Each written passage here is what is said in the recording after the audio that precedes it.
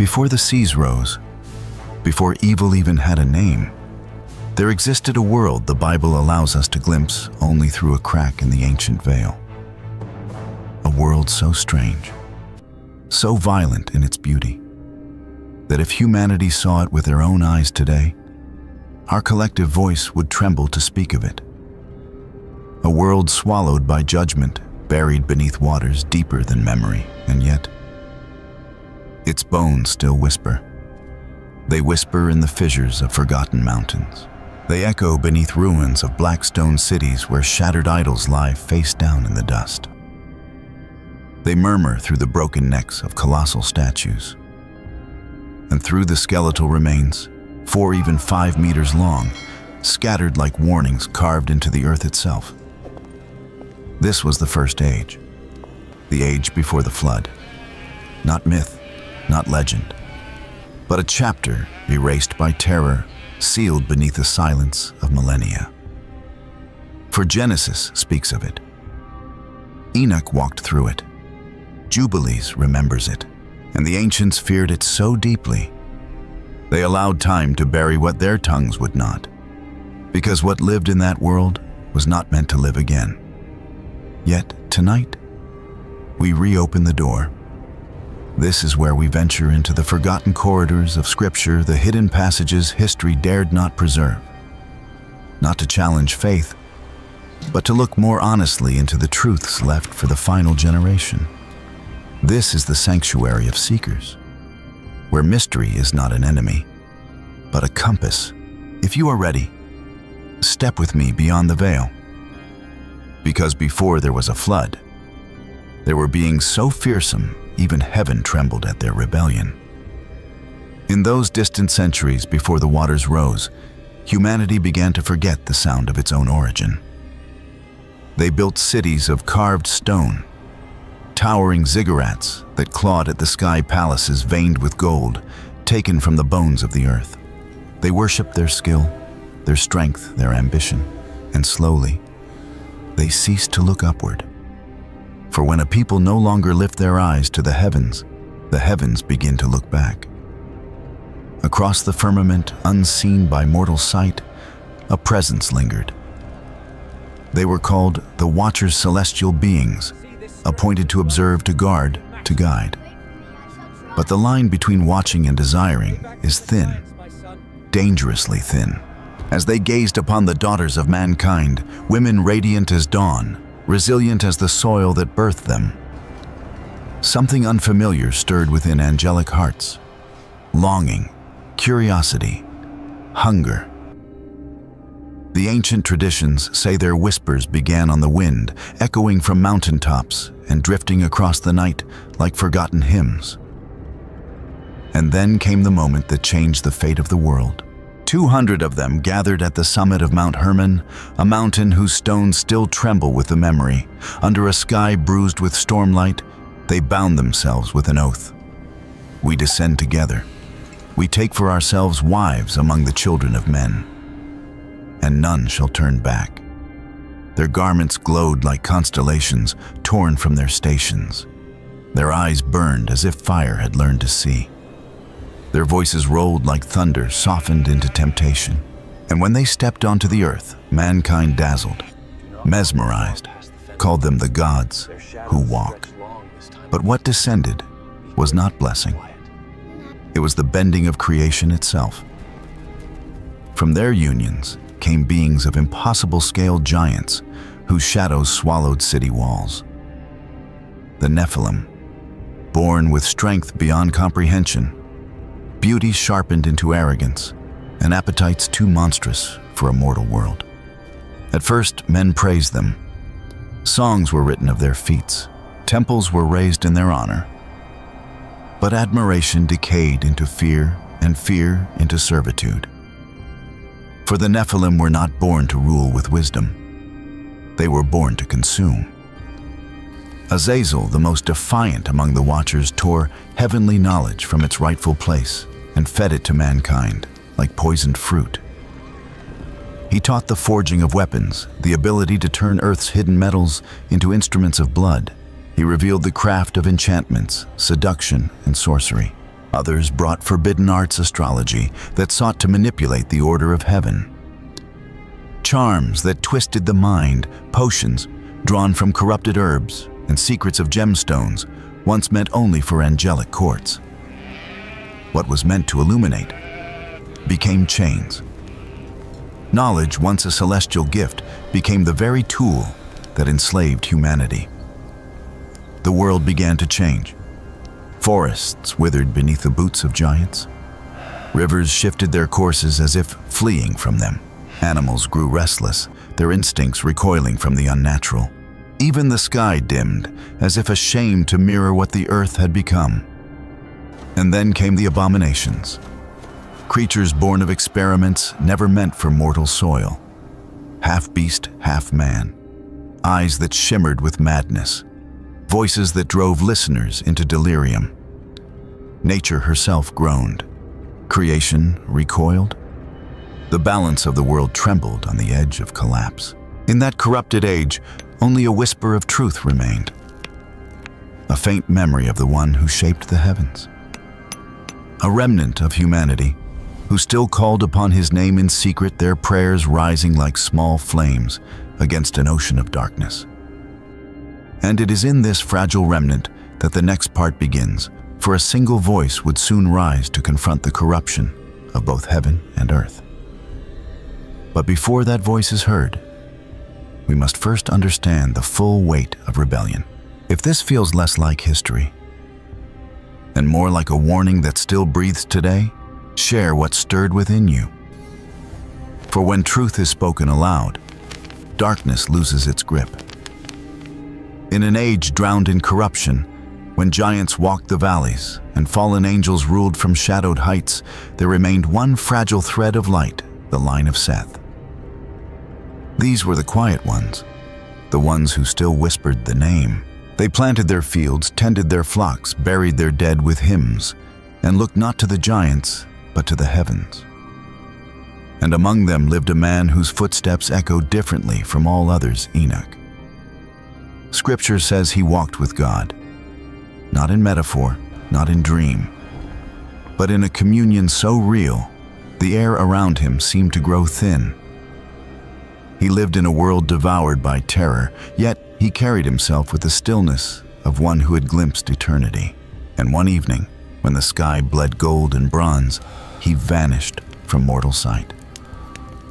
But before that disappearance came the calling. It happened on a day like any other, yet unlike any day the world had ever known. Enoch felt the veil thin. The world around him dissolved like sand slipping through fingers, and suddenly he stood before a radiance no tongue could fully describe. He beheld a throne that pulsed like living fire, wings like lightning, voices that rolled from horizon to horizon. And from the midst of the glory came a command, "Enoch, son of Jared, speak my judgment, for the measure is full. Time has reached its end." The message seared itself upon his spirit. He was shown the sins of the watchers, the violence of the Nephilim, the cries of the oppressed rising like smoke. He was shown the trembling of creation, waiting for justice. When Enoch returned, he spoke what he had seen. He walked through marketplaces, through the shadow of giant fortresses, through villages trembling under the weight of their oppressors, proclaiming, "The Most High has seen all deeds. The watchers will fall, the giants will perish, and the earth will be cleansed." But the people laughed. Some called him mad. Others mocked him openly. Even those who believed trembled. For what hope did a single prophet have against beings who shattered mountains with their bare hands? Yet Enoch continued, his voice steady as a river carved through stone. And then, without warning, he was gone. Not slain, not buried, not mourned. He simply ceased to be on earth. For the Most High had taken him. If a righteous man could vanish into the heavens, what fate awaited the wicked? And then the sky changed. Michael, the warrior of God, unsheathed his blazing authority. Raphael prepared the healing of a world poisoned by celestial rebellion. Gabriel lifted the trumpet of divine decree. and Uriel, keeper of secrets and light, descended with the written sentence. He delivered it to the place Enoch once stood, a silent testimony that the time of reckoning had arrived. Meanwhile, a different corruption spread beneath the surface. Women who had willingly offered themselves to the watchers, seduced by their beauty, intoxicated by their glory, found their own forms warping. What was once admired became cursed. Their voices turned haunting, their beauty twisted into illusions that lured wanderers to ruin. The ancients called them sirens, studying on spirits of half sorrow, half deceit. But judgment was not yet finished. Michael descended not with a sword, but with a strategy. He whispered distrust into the camps of the Nephilim, and giants who once fought side by side turned upon each other. Their roars shook the plains. Their blood, thick, dark, unnatural, ran down riverbeds like spilled night. They tore down their own citadels. They crushed their own champions. And the earth groaned beneath the weight of their downfall. Those who called themselves gods, the narrator whispers, died like beasts. When the dust settled, only the watchers remained silent, stripped of arrogance, staring into the void they had forged. Their punishment was swift. Chains not forged by earthly metal, but by divine decree bound them. They were cast into a depth darker than death, a prison where no sound reached and no light dared enter. Above, the world grew still. A heavy silence spread across the lands, the kind of silence that comes not from peace, but from the breath before a storm. Creation waited. The sky tightened. The fountains of the deep stirred.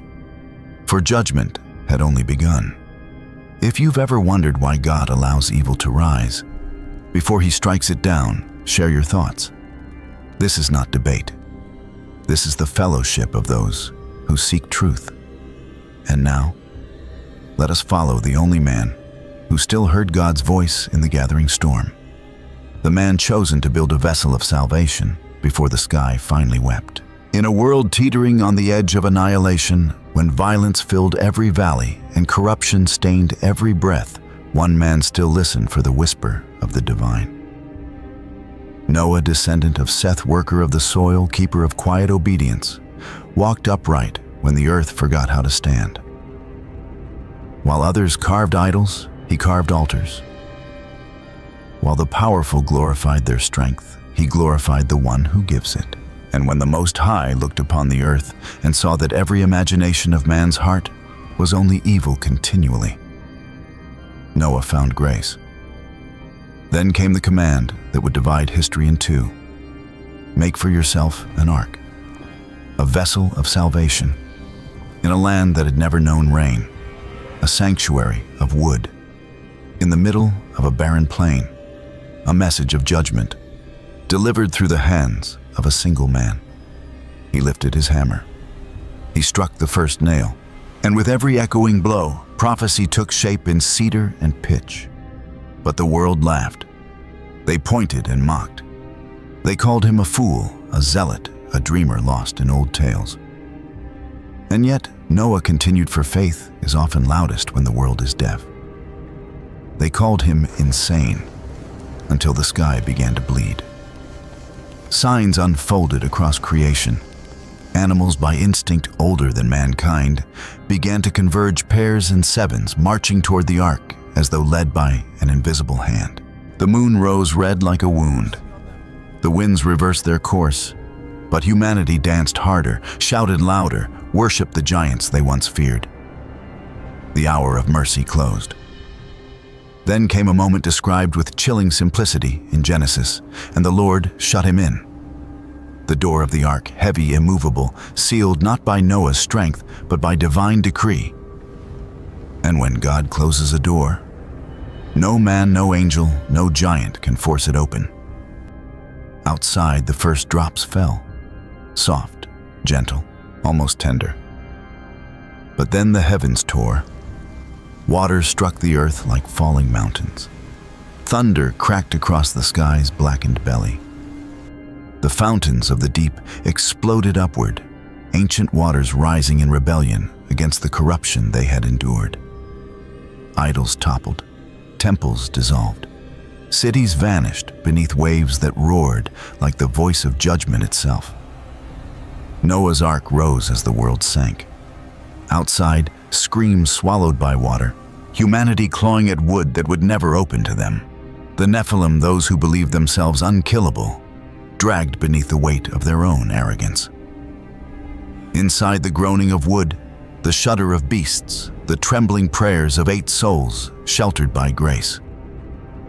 The ark, battered, lifted, spun, remained unbroken, not by its craft, but by the God who remembered his covenant with Noah.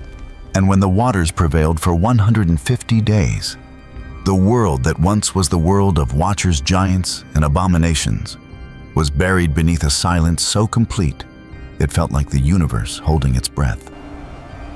The old world died that day, not by accident, not by myth, by decree. When the waters finally began to withdraw, the ark rested upon the mountains of Ararat, a cradle laid upon the ribs of the earth. Noah waited. Then he released a raven, then a dove. And when the dove returned with a single olive leaf, the world tasted hope again. Noah stepped onto cleansed soil. He built an altar, the first altar of the new humanity. And the Most High, smelling the offering, declared a promise older than nations: never again shall all flesh be cut off by the waters of a flood. He set his bow in the clouds, not as a weapon, but as a sign, a covenant, a reminder that judgment and mercy walk hand in hand, and that rebirth always follows ruin. And from that moment, the story of humanity began again. But the flood was not the end, only the beginning. For what rose from those waters would shape every prophecy yet to come. The world that once was has been washed away, yet its echo lingers in every corner of our history. We have walked through an age of giants' rebellion, judgment, and renewal. A story not only of destruction, but of a God who rebuilds what human hands have broken. And though the ark has long since rested on Ararat stones, its message still rises like mist above the waters. Because the flood was an ending and a beginning. And its warning does not belong to the past alone. As you sit with this journey, let the questions continue to speak within you. If something in this story stirred your heart or awakened a forgotten curiosity, share it. Like, share, subscribe, and stay with us, because there are more mysteries waiting, more ancient doors yet to open, and more truths the world has tried to forget. For before the waters rise, there is always a call for those willing to listen.